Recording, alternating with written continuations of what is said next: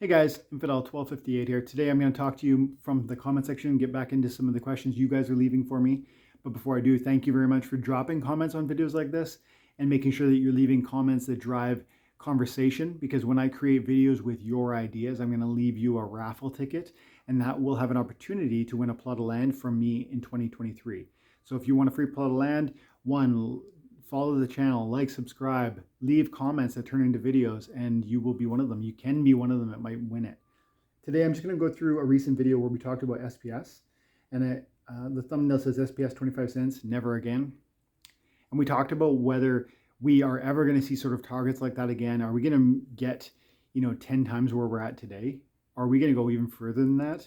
I think we will, and I'm confident that about these things. But in that video, we talk about my bullishness shouldn't be your bullishness. You need to come to it with your own thoughtfulness. And then second, how market cap isn't necessarily everything. But with that in mind, I want to read some comments that I've got here, and I just want to react to them. I haven't read them in advance of this. I don't know what they're going to say, but I did see that we have like 1,500 views on this one. And I also saw that there was like 30 comments. So there's a lot of interest in this topic. Let's see if they're positive generally, negative, we'll see.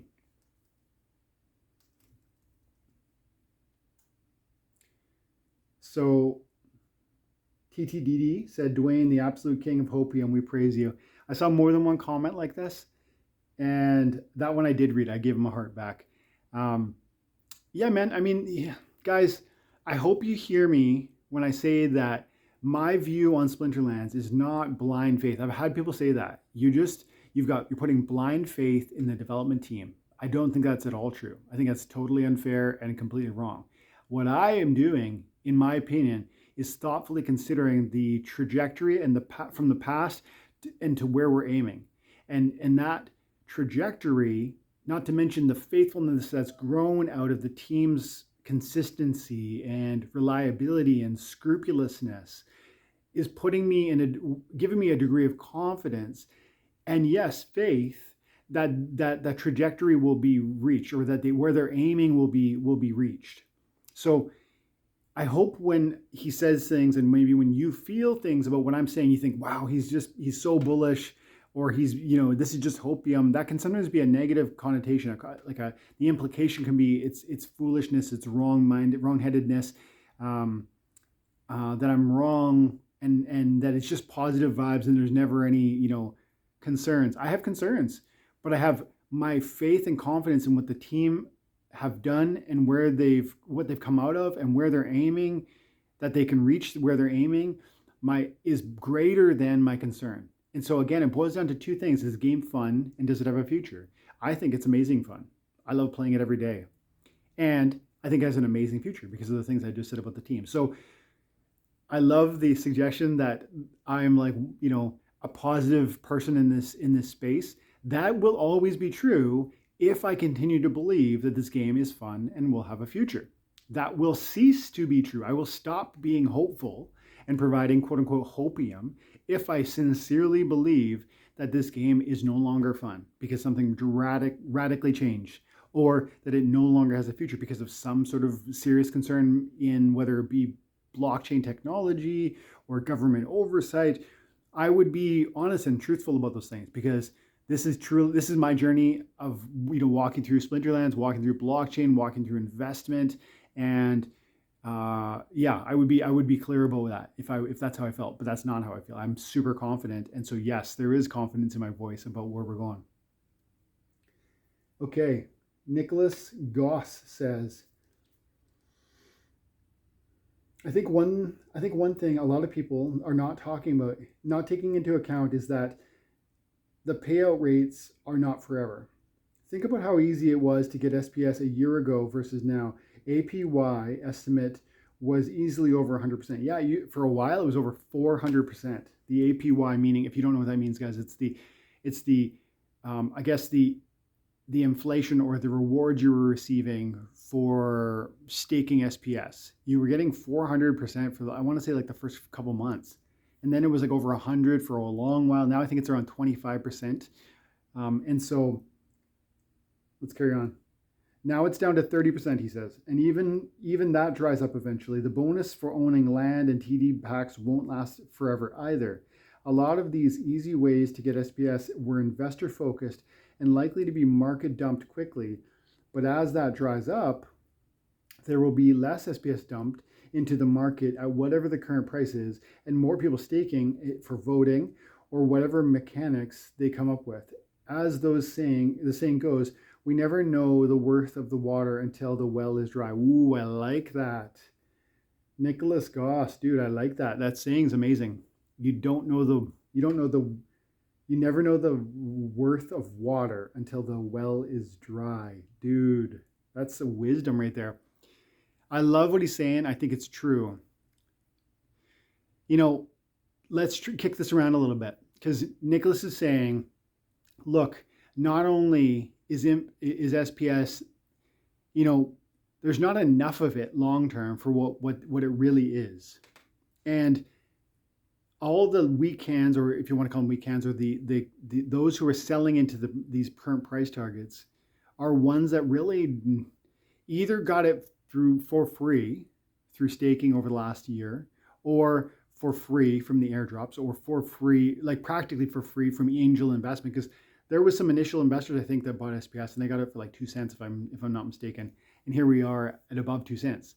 And so these people, they're people who have received these things for either free or practically free, and over the next 4 years will continue to receive it for free or practically for free through, for instance, SPS staking, or whether it's rewards for running a validator node or land or whatever else. So SPS is coming to people, and he's saying that's going to stop. It's going to drop. Yeah, he's right. It is going to drop. But to be the devil's advocate in the conversation, we have to remember that there's going to be a lot of it before that happens. And a big number is, to some people, super scary, because we look at things like Bitcoin and we think there's only 21 million of it. That's something that we've thrown around for a long time.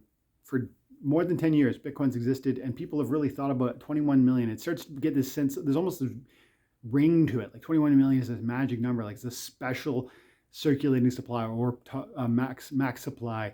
And if we had a lower max supply of SPS, that would necessitate higher price totals. That's not true, guys.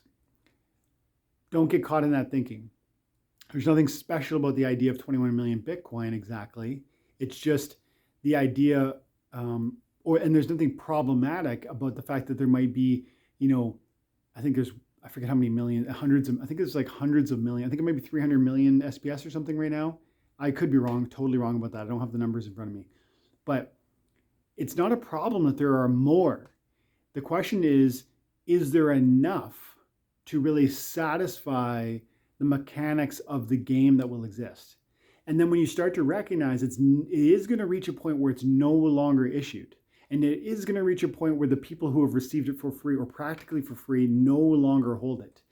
And then when mechanics of utility start kicking in, you do have to admit that there will be desire, if the game is still fun and has a future, even in that time frame, like picture 3, 4, 5 years from now, if the game continues to be at that moment fun and have a future, people will need SPS to acquire DEC, which they'll need for updates to building or to land or And so for all these reasons, I think his argument holds a lot of strength. Now, you might argue that we could still have a very low price on SPS, and that would be fine too. Sure, I agree. But the thing is, when we start to try and, I guess, deny or debate the possibility of SPS reaching high prices in the future, strictly on the fact that there are a lot of tokens, we're forgetting the fact that there is a stop line, there's a finish line to its creation. We're forgetting that there's burn mechanics that are in place and that will grow in sort of utility and necessity over the coming years. And those will be driving forces and factors that will, if the game continues to be fun and have a future, will drive price appreciation on SPS. And I love that, man. You never know the worth of water until the well is dry. When there's no more SPS being created, none. And you need to go burn some that you've bought and held on to for a long time, strictly to get that DEC to upgrade your guild buildings, or to repair things on your land, or to whatever else, or to turn your soulbound reward cards into transferable copies, whatever the case may be, you're gonna start seeing price appreciation. And it's never easier to doubt and to deny the potential growth of a token like SPS than it is during a bear market. When there's a bull market, it becomes hard to deny growth. And you'll start seeing, oh, SPS is going to the moon and it's never coming back. That sort of sentiment. But in today's time, it's like, oh man, 2 cents, it's probably going to fall to a penny. And then who knows, maybe this game dies.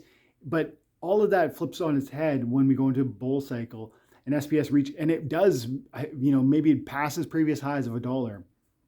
And then we start talking 5 and 10, and people will be saying SPS to $1,000. And people like me in that moment will be like, this is as crazy as it is to doubt it in a bear market. So, to put a huge grain of salt in your doubts during a bear market, and put a huge grain of salt on your bullishness during a bull market.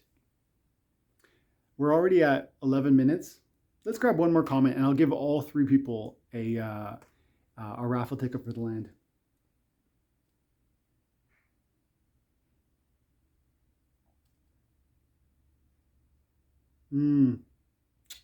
I wanna land here. I'm seeing 3 comments that I'd love to read, but I'm just gonna get one, and it's from Geeked Out Basketball, who has a YouTube channel and covers Splinterlands and does the 5 and 9 videos. Which, if you don't know, first of all, check him out.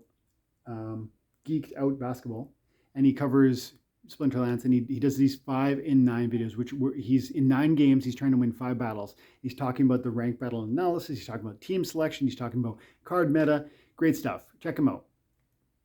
And he talks about the PayPal functionality of being able to get SPS. I guess he has some ways through that. I'm going to read the comment in a second, but he also talks about in the video that we're talking about here, I pointed out how difficult it can be to buy SPS currently. And that's due to government regulation, bank, oversight and red tape. It's so annoying, and it's a huge problem for the future potential and future growth of the evaluation of our token. We need this stuff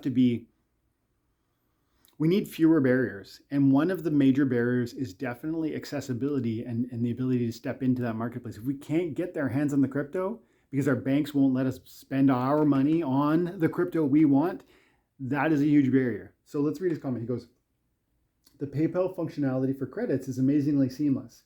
So you can just go and use PayPal to acquire credits for the game. And he's right, that is really easy. I've never had a problem with that once. Every time that works within 30 seconds. Wonder why we can't use that for SPS and DEC. I've stopped anything with Transact because my credit card companies block things as well. Seamless fiat on-ramps will be crucial to building the player base during the next bull run. We need to sort this stuff out before a few moments ago, we talked about bull market and how that sentiment can be so crazy and it can just be so explosive, and it'll be exciting when we're in that again. But man, this barrier, if we don't sort this stuff soon, before we get into a bull market, this will be a tripping hazard. This will be a limiting factor. This will be this will diminish the potential of a future. Not saying it'll stop a bull market, saying it will diminish the potential of what we could enjoy if we don't figure this out. Transact is the entity that does the third-party transactions, so you can turn your credit card purchases into SPS, but it's broken. It just doesn't work in Canada. I don't think it works in America. I don't know if it works anywhere. If you're watching this video and you use Transact, and can you just drop a comment, even if privacy, I understand privacy is a concern for you, just tell me what country are you in. Don't tell me where you live. What country are you in, and yes, it works, or no, it doesn't. I want to know that this thing is working for somebody, because it didn't work for me. And yeah, my credit card companies, even when it did almost process, my credit card companies are like, no, because they don't trust crypto. And so to answer a question that Geeked Out is asking, but you sometimes might wonder, why does credit card and PayPal work for credits, but not for SPS? The answer is just regulation and banking oversight, because credits they're not cryptocurrency. They're just in-game tokens. You can buy credits. You could buy, like Apex coins. You can buy pick your favorite game. If you want to buy, in-game currency for Minecraft, whatever that's called. Like you can do it with a credit card because the game is identified as a game. The credit is identified as a credit for in-game purchases, and people and credit card companies won't, I guess, impede that purchase. Governments don't give a hard time to that, but they do give an extremely hard time to cryptocurrency acquisition. They don't want us to get out of the system, guys. Like, this is for real. If you're new to crypto, if you're new to Splinterlands, if you're new to my channel, if you watch till the end, stick around for sure. But hear me. We don't always talk about this, but hear me. Like, this game is revolutionary because it's blockchain based and it's rewarding you for your time and attention, but it's rewarding you through cryptocurrency, which is an amazing revolution of finance because there's a freedom and a liberty tied into being able to be your own bank. And that is something the existing powers that be don't want you to have access to. They don't want you to be able to leverage that sort of liberty and freedom through stepping out of their systems. So I think this game's amazing. I think this technology is exciting. I think the revolution of blockchain is growing. I'm looking forward to the next bull market, but we need to sort out some of these, I guess, barriers and hurdles that are in front of us, one of which being fiat to cryptocurrency on-ramps, specifically for SPS, because, man, it truly will be limited.